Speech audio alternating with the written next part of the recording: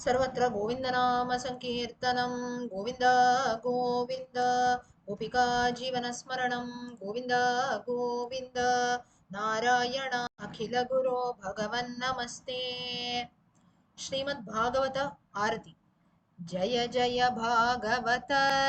देवा जय जय भागवत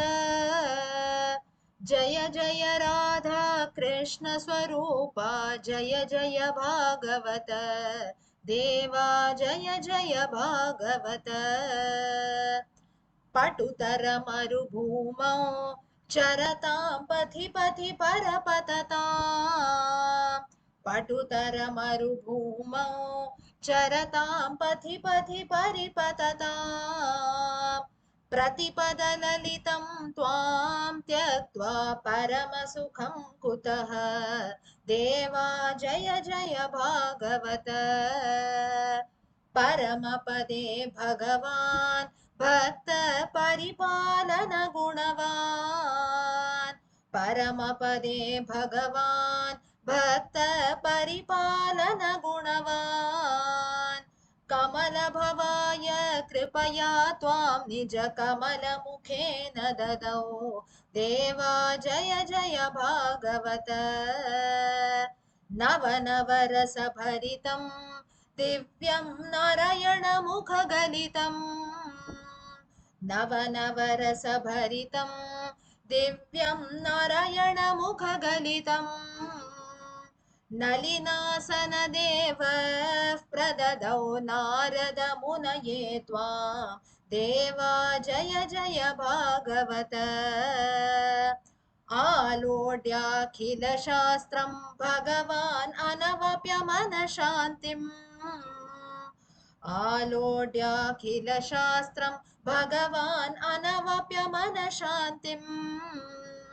आस्वाद्यातुलरसं ते शाश्वतमानन्दमाप परम् देवा जय जय भागवत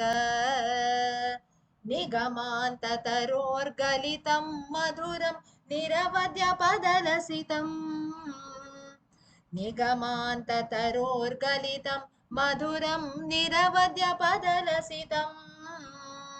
निर्गुणनिष्ठोऽपि श्रीशुको नित्यं पिबते त्वां देवा जय जय भागवत कलिमलहरणं त्वां श्रुत्वा कैवल्यसुखप्रदम्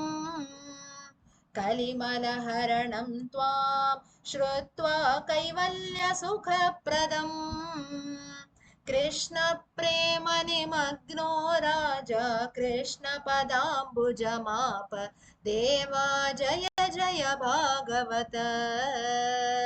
जय जय भागवत देवा जय जय भागवत जय जय राधा कृष्ण स्वरूपा जय जय भागवत देवा जय जय भागवत